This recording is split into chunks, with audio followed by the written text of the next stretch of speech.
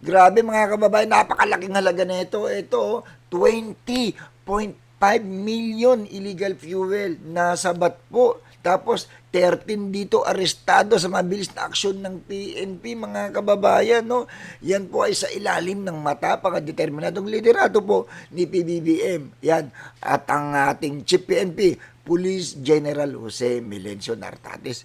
Muli pong nagpakita ng bangis ang Philippine National Police laban sa iligal na operasyon.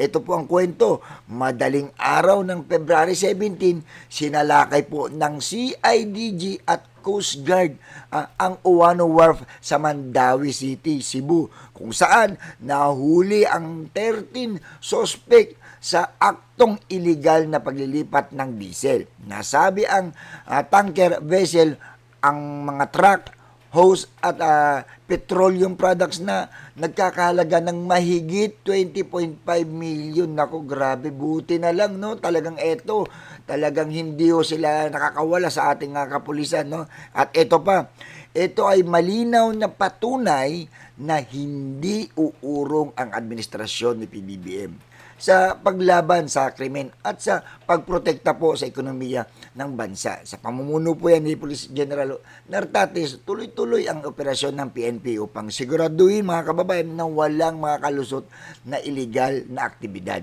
Ito ang bagong mukha ng kapulisan mga kababayan. Mabilis, matapang at may malasakit sa bayan.